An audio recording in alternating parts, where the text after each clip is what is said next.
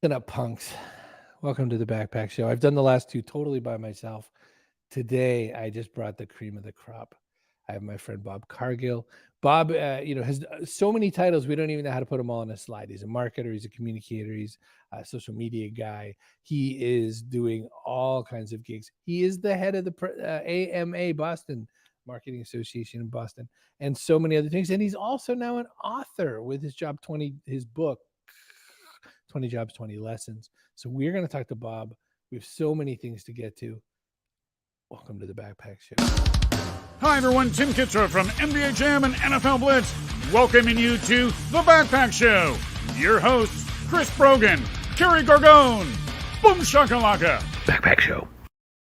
Well, you just get me because Kerry is still away on vacation. I'm Chris Brogan. Welcome to the Backpack Show. You know us. We're not going to stand on circumstance. We're just going to bring people right in. But first, I'm going to say hello to my father's wife. She gave birth to me. I'm going to say hello to my biological father, Steve Brogan. Hello, Vegas crew. Hola, Coach. Good to see you, Coach Woodard. Are you still where you were? I'm just checking.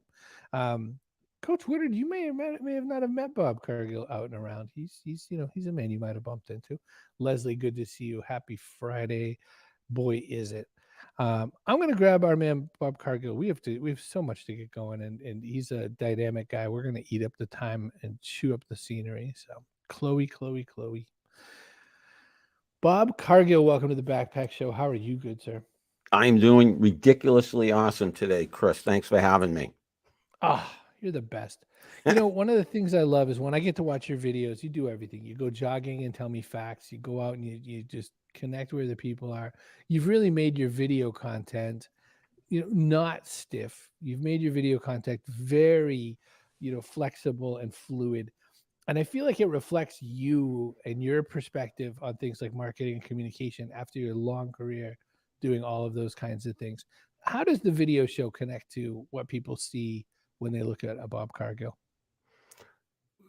Great question, Chris. I mean, I try to just be myself. I try to practice what I preach and be authentic, be genuine, be transparent, immediate as possible. So that's why I'm putting out these videos and all this social media content on a frequent basis, because I believe that social media, the online world, it's an extension of ourselves in real life. So what you see is what you get. That's how I feel about my videos. It's me, keeping it real. You and I have the opportunity to communicate with a lot of seasoned professionals, but a lot of new people out there, Bob. What's the experience like as you're giving advice to people? We'll use that to roll into talking about the book for sure. But what's when you are at one of these AMA mixers and you are a man who works that room for sure, you're great at helping connect people. Someone introduces you to Caden or somebody like this, and they're first year marketer. Someone says, "We got any advice for her, Bob?" What do you say to people who are getting involved in marketing right now?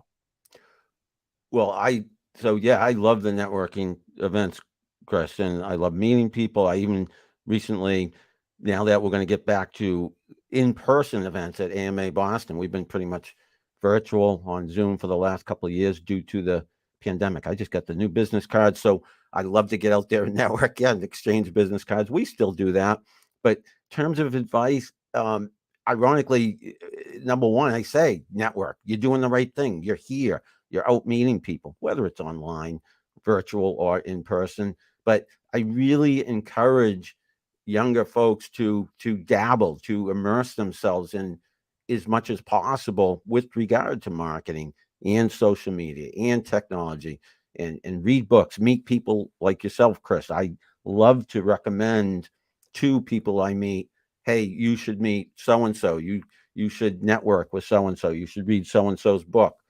You can never learn. There's always more to learn about marketing. It's changing so fast. So you got to try to keep up with it, if not even ahead of the pace of change, if at all possible. Chris, I think you're on mute. And you're so pro that you're going to handle my part of Well, my I couldn't job hear for you. I was panicking, but then I saw I saw mute. I'm the worst. You, sir, have a new book out. 20 jobs, 20 lessons. Now this is there's people I want to learn from, and there's people that I just smile politely at their, kind of they've stuck it out. You've been all over. You've done lots of brave stuff. You've done stupid stuff, Bob. Let's agree. It's in the book, right? It's in the book. You've let it fly with this book, and I love that. This book. Not to ruin anybody's endings, but this goes everywhere from ice cream man to Uber driver, and and everything in publishing between. companies, and everything in between. Talk about putting this together. I know it's such a labor of love for you, but talk about what it's like to throw people this kind of advice in the system, and let's go from there. Chris, you're my inspiration. You've written 10 or so books, and I've read a few of them, and I always wanted to write a book. And I remember when I told you I was writing a book, you said something like jokingly, I think. Although now I know why you said it. You said, "Oh, I'm so sorry to hear that." It's a ton of work. It was in 2019, beginning of 2019, I started this thing, and it was just published in June. So, we're talking 3.5 years, and I had to go down memory lane. And I love talking about how I did this thing because I think it was a little untraditional, but I dictated a lot of the first draft, just telling stories to myself, if you will, going down memory lane, remembering, recalling key events, all the jobs literally that I've had since 1983. I know, going back to the dark ages. And yeah, I threw in a couple surprise jobs just to have fun with things, but also to illustrate lessons. But I dictated the whole thing, then cobbled it together, over and over and over again. Again, 3.5 years I spent on it. I was lucky to have two members of my book team, if you will, two recent grads of Suffolk University, where I teach as an adjunct professor of marketing. One helped me with the design, Maria, and Morgan helped with the editing. But it was a labor of love. It was a ton of work. Anyone who expects to write a book, be prepared to hunker down, and it's like a marathon plus, a marathon and then some, as you know, Chris. But I am so happy to have done it, and now I just hope someone will read it. Isn't that the punch in the belly kind of feeling you can get over and over again? Is just that, all right, I did all that work. I just need one person to tweet me every now and again and say, "Hey, Bob, I'm on page 14 and you made me laugh," or whatever. I mean, it's just a big hope. When Chris, you put it in people's hand, go ahead. Yep, I'm sorry. I have to interject because you said page 14. My mother literally called me last night and said she had read the first 50 pages, and she was praising me, and that praise meant more from my mom, who's 91 years old, than what anyone else says. So already I feel that I did a little something, I'm going to change my question to fit that because, I think sometimes people think, look, you have a career, you have a long-standing career. I mean, they don't just let any old schmo be a professor.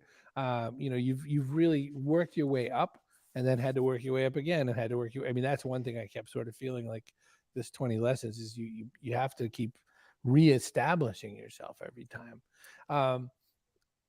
A lot of people don't necessarily feel like they have the rights to write a book, Bob. Do you feel like an imposter at any time? Did you think, who am I to write this kind of a book? And how did you muscle through that? Because you obviously deserve it, but how did you get yourself through those feelings? Oh, you're touching a chord, Chris.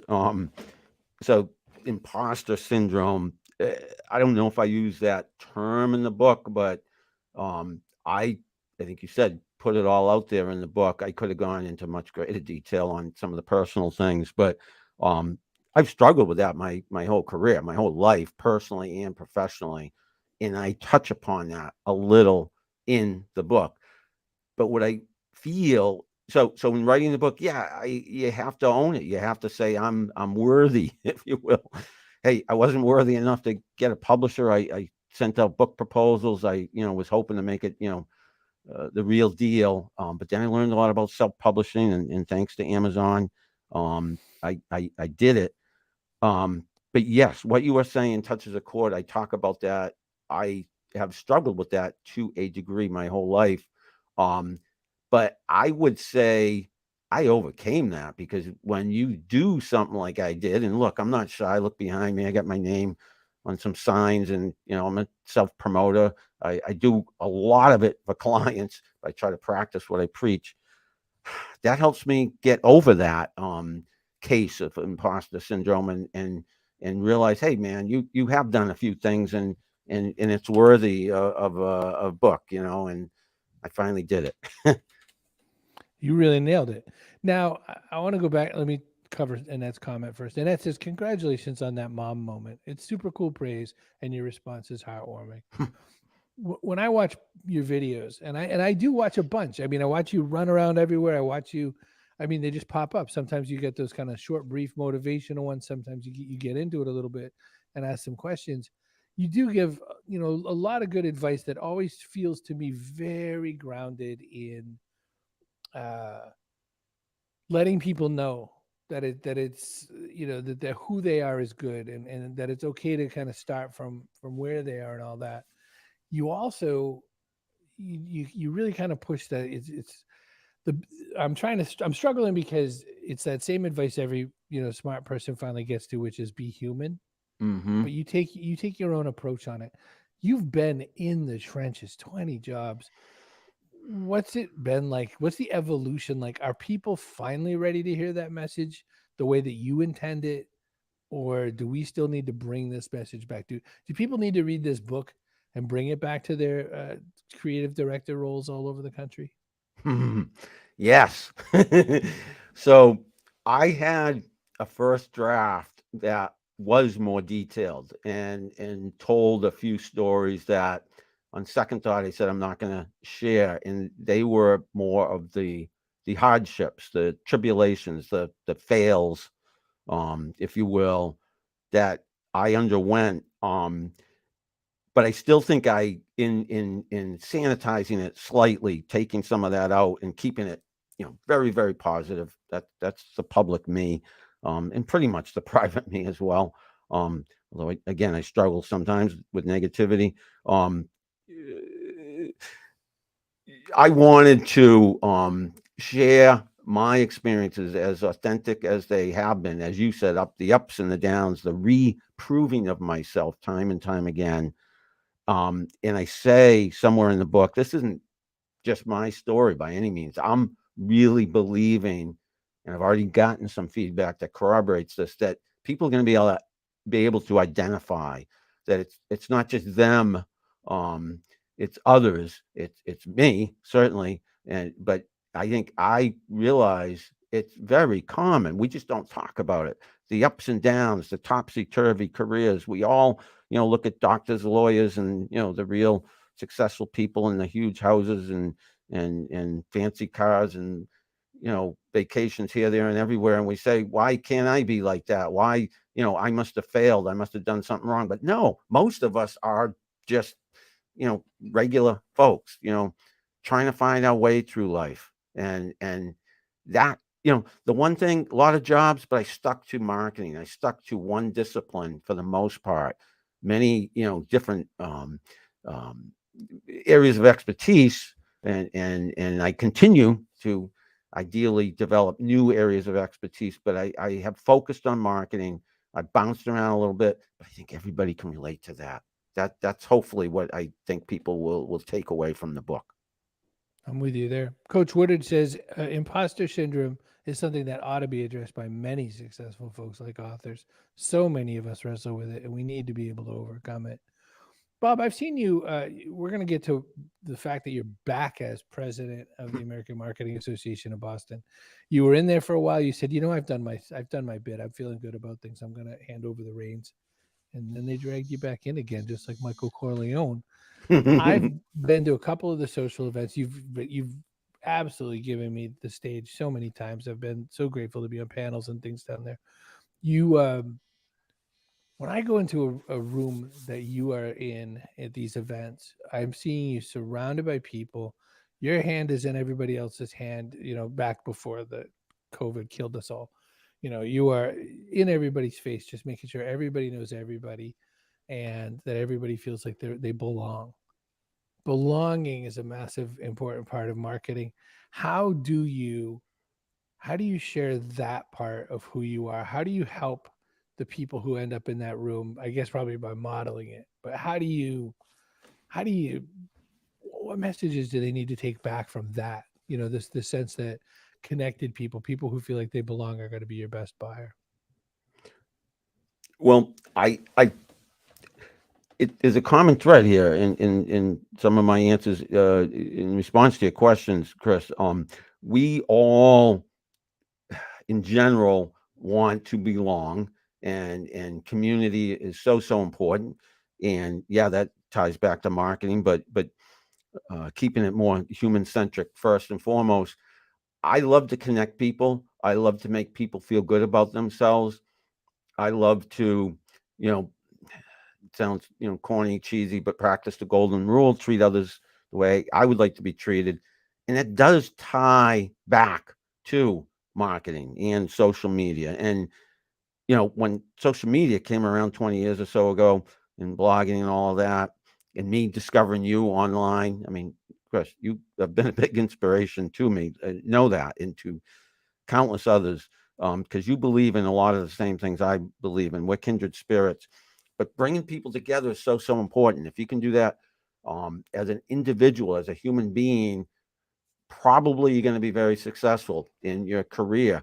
You know, yeah, I had all these different jobs, and climbed the ladder, fell down, climbed it again, fell down. But the reason I was able to keep climbing and still and keep climbing, and keeping climbing that ladder, um, is that have built my I've built a foundation where, with others, that I can stand on proudly, feel good about myself, and it's partly by making them feel good about themselves, connecting them. We're all in this together. So, one for all for one, etc.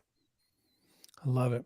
In the book, 20 Jobs, 20 Lessons, you have advice and a lesson for every single chapter. So even if you're going through some part of misery, or you're explaining, what it was like to be a copywriter at a publishing company, that chapter, for instance, you said the advice is to master your craft. What's the what led you to think that that's how you're going to do it? You're going to do 20 different pieces of advice like that.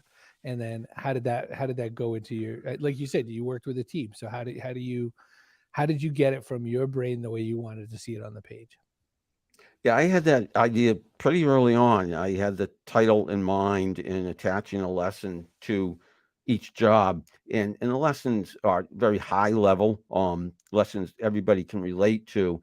But in writing each chapter, tried to tie the different jobs back to the lesson I was trying to teach. So you mentioned master your craft. I mean, for probably the first half of my career, up until the emergence of the internet and social media, I was a copywriter and creative director only. And I say only because nowadays we have to, juggle so many different skills, and have a multitude of talents in many different areas. But I was pretty much just writing in creative directing. So that means working with designers, bringing it all together, the copy and the design.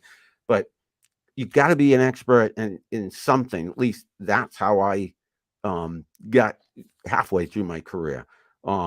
Nowadays I would say a little bit more, jack of all trades, because everything changes so much, and we do need to know a lot of different things. But early on, it was master your craft, and as a copywriter, writing hundreds of direct mail packages, then emails, and writing for the web, and then again, Twitter came around, and thousands, tens of thousands of tweets have I written. You can't help but, I think, get pretty damn good at what you do if you do it over and over again.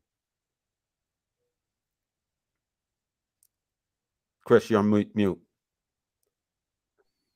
I'm going back to bed. That's what I'm telling you. Gladwell's 10,000 hours times at this point. Speaking of things Yeah. I forgot to do, Bob, give me 65 seconds. I got to do some things. I forgot at the beginning, everybody. You know me. Hey, want a podcast? Get a podcast. You can go to castos.com. I told you that I use the best podcasting company in the whole wide world for all the years of my life. And then my buddy Matt Medeiros, a local, probably knows Bob, said, "Hey, I just got a job at this place called Castos. Want to jump ship?" And I said, "Yeah, baby," because loyalty trumps everything else. So I go over there and I get my account set up at Castos.com. Guess what? It is such good software. It works nice. Everything is great. When you want to do a podcast, you don't want to fidget with the buttons and everything like that. You just want to do the podcast.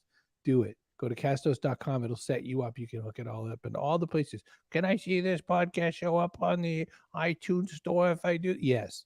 All of that is all in castos.com. Get it done. Hey, would you like a .online domain? I mean, who wouldn't? You can go to cbrogan.net/online. I know I haven't made new graphics, but let's not talk about that. cbrogan.net/online. Use the code Chris in all caps. If you can't find it, just go to get.online. That's their company brand. Hey, you want to make a show like this? If you have your own Bob Cargill, just to say, hey, you're on mute again, you idiot, then it works so much faster. But you go to cbrogan.net/StreamYard, and StreamYard is a fine feature application. It lets you run a show like this. All you got to remember is to unmute your own damn self, you fool. All right. Hey, want a search engine that's not Google? Go to presearch.com. There's a bunch of reasons why, but the reason that you should think of the most is this is kind of a stick it to the man story. These people were getting bullied by Google, and they said, you know what? We're going to make our own search engine. We're not even going to give you that. And so they did. Now they mixed some cool crypto stuff into it so that if you want best marketer around and you Google and you pre-search that, you're going to land it on Bob Cargill because you could just stick some tokens in and say, that's where I'm going to put my bet. So you use your crypto coins to stake search terms so that when people go and look for whatever they're supposed to look for, they're going to find what you recommended as well. That's presearch.com. All right. I'm grabbing my man Bob back. See, this is what you get when I mess up and don't do my ad reads, but somebody had to do it. So Joel Labava said that this is the franchise king himself. He said, heck, I had 40 plus jobs before I found my calling. And Lori Joe points out that, that's a lot of jobs. Joel, of course, explains that ADHD can help with that. You two would get along because you have a lot of, you're self-deprecating sometimes to the fault. Bob, you said you struggle with imposter syndrome. You struggle with that feeling of, am I worthy? But you are. You've given so much to so many people, and the amount of things that you've been at the center of or been behind is bigger than anyone's ever going to know until someone else writes the chapter about you. What do you want next? You've got a bunch of years of hard work ahead of you still. You and I aren't quitting anytime soon. Until we get our feet up on the beach. What do you want next? What do you want to see happen out there for you in the world around you? Chris, I just bought a T-shirt that says something like, I haven't come this far, only to have come this far. So again, I love that. It's wicked cool. I love it too. I just Googled, motivational phrases, and that one popped up. I said, that's me. So again, you touched a chord, because I am a believer that, you never stop learning, you never stop growing. I'm going to keep on keeping on. And thank you for asking that question. I am doing a lot of teaching at the college level now. Suffolk University, Northeastern University, and Mass College of Pharmacy, teaching marketing and social media. And I love it. And I feel it's going to be, it already is a big part of this phase of my career. And I hope to obviously keep doing it as much as I can for as long as I can. I also love the leadership opportunities whenever I whenever I'm giving them and can take them on. And so being president of AMA Boston again, it's a national organization. There's tons of opportunities. I do love connecting people. I do love being in front of people, putting myself out there, sharing what I've learned, and trying to help them. I mean, first and foremost, help them, help themselves. And that's a big, theme of my book, that, hey, I've learned a lot of things the hard way. Let me save you. Some lessons I learned the hard way by giving you my secrets after all these years, for what they're worth. So maybe another book too down the road. Bob Cargill. So Suffolk is a big, powerful, super, if people know, they know, right? Boston, we're lucky. We have like 28 universities all like in the neighborhood. Um, Northeastern's no slouch. That's a pretty massively accredited and acclaimed school. And then the Mass College of Pharmacy. Catch us up on that. What is? Are you in there teaching how to put the pills in the right containers, or what are we doing there? I am not a doctor, and I don't play one on TV. I'm not a scientist. Um, No, they have I teach marketing. So my first opportunity there a few years ago was teaching marketing exclusively to acupuncture students. So Ah, um, now it's the general population, if you will, of students that take the course I'm teaching right now, Principles of Marketing. But they learn marketing because as doctors, as hygienists, as uh, administrators, everybody needs to know how to market themselves. So it's part of their business program. Um, because again, they might end up in a hospital, they might end up having their own healthcare practice.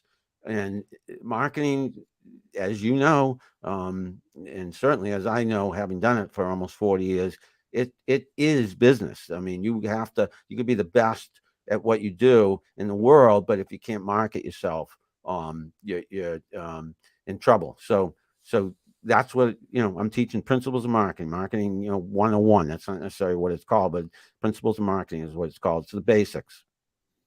so now I've been sitting on this since the minute you mentioned that they're acupuncture people. So you can officially say you're teaching a bunch of little pricks.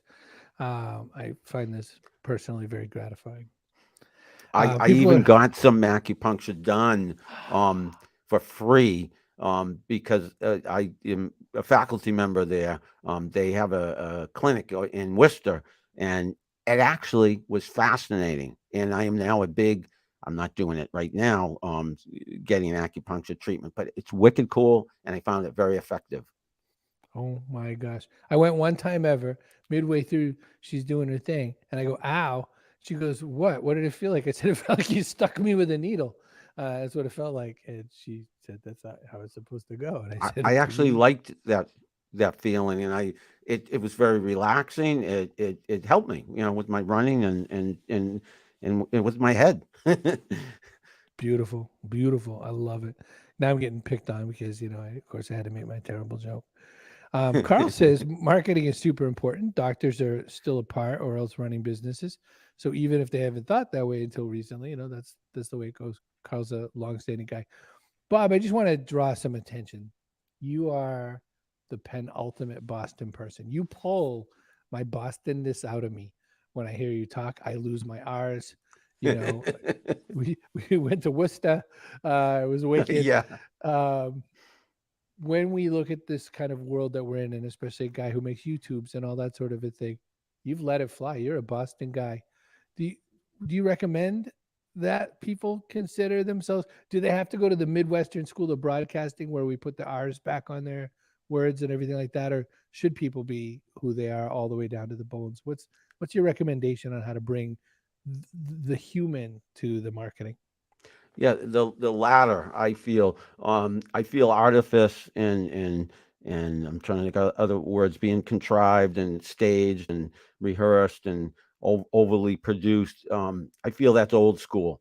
And I think, sure, I guess actors and commentators on TV, maybe there's a place for losing the accent and being having more mass appeal. But frankly, I think mass appeal nowadays is more just being yourself, being more loose, more casual. I'd love to see the newscasters chat more. I love it when celebrities, athletes, you get a peek behind the scenes and see the real them. From a marketing standpoint, that's one of my first recommendations now to all my clients is let down your hair, be more yourself, be like Chris Brogan. Maybe be a little bit like me. And that is, don't be afraid to be yourself. Number one, it feels good. It's good for you as a human being. Number two, business wise, I think you're going to be more successful going down that path. I'm with you. I support your life choices. Josephine says it's been a while since she visited, but she's so glad that she came to this episode because Yay, she's Josephine.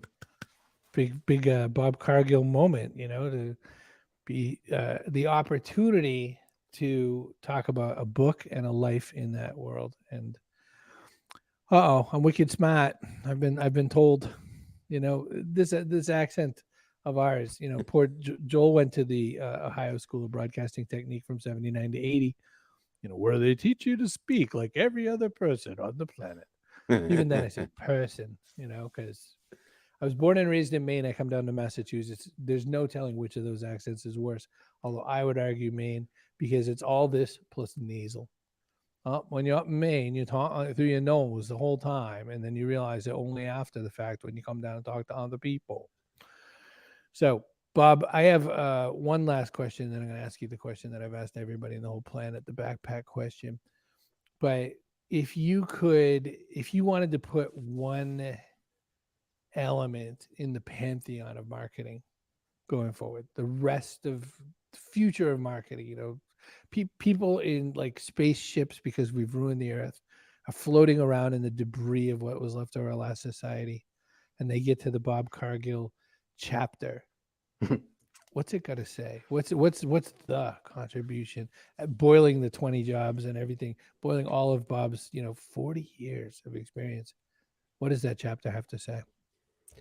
The question of the day, Chris. So this isn't in the book, and as I say this, it probably should have, but I kept it very professional and limited for the most part to my career since 1983. But back in the day, before my professional career was launched, I played a lot of sports growing up as a kid in Franklin, Massachusetts, and I remember getting this trophy for Mr. Hustle, the Mr. Hustle Award in basketball, summer basketball. So I'm thinking hustle, and energy might be another way of describing that, but let's stick to hustle, that one word. You as a marketer, you as a human being, as a professional, if you, and I'm not talking about hustle culture as we might define it in this day and age, working crazy hours and all that. I'm just saying, always, don't stop, won't stop, that hashtag, keep on keeping on. People see that in you and they appreciate that. And that helps elevate you to leadership opportunities down the road as you gain experience. It helps you stay ahead of the pack, if you will. It helps you stay ahead of all the changes, all the challenges that you are faced with. So hustle, just put everything into what you do. You never know what's going to happen next. Not everything is necessarily going to go your way. So it's all on you. And that's one thing you can control, the energy you put into any given opportunity. Hustle. Hustle. I like it. All right. Well, we've got a couple things left we got to do on this show. Oh, and here's our person of the day. Kaboom! I'm lucky when I have such a surplus of great people that I could come and choose for this sort of a thing. But you know what? I'm going to give it to Lori Jo Vest. She has been wonderful. I love watching her communicate out there in the world.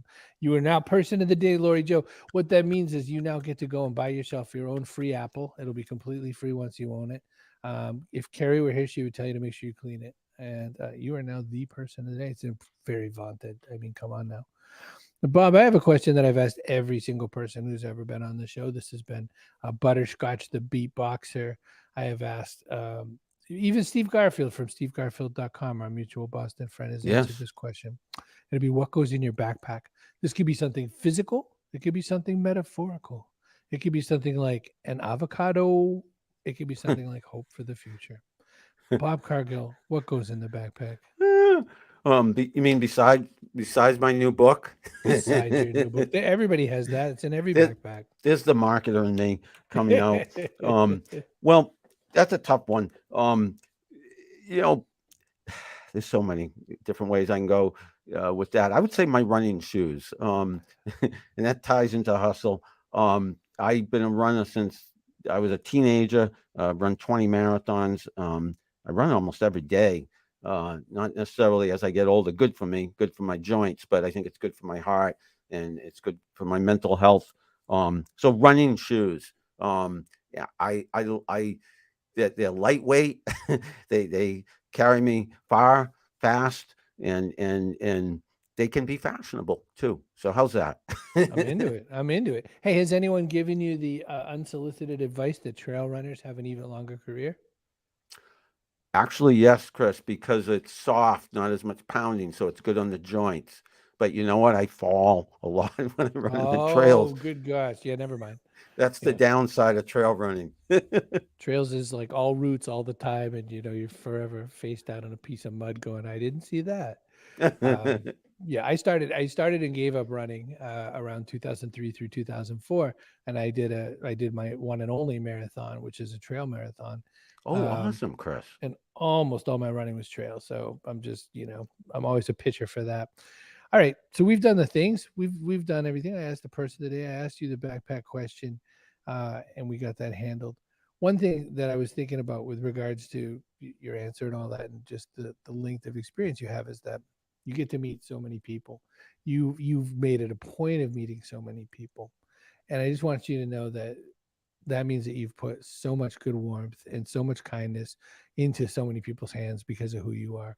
You have brought such learning, such kindness, such facility to so many people that, I mean, what I really hope is that I hope people realize between now and the end of time that they've just got the right guy in front of them and that they're learning the right kind of lessons. I know that if I could have introduced you to my grandmother, she would have had a lot of questions for you. She would have asked you a bunch of things. One question she's always interested in, especially people with, the kind of career you had, especially a man who's even driven an ice cream truck, is let me ask you this.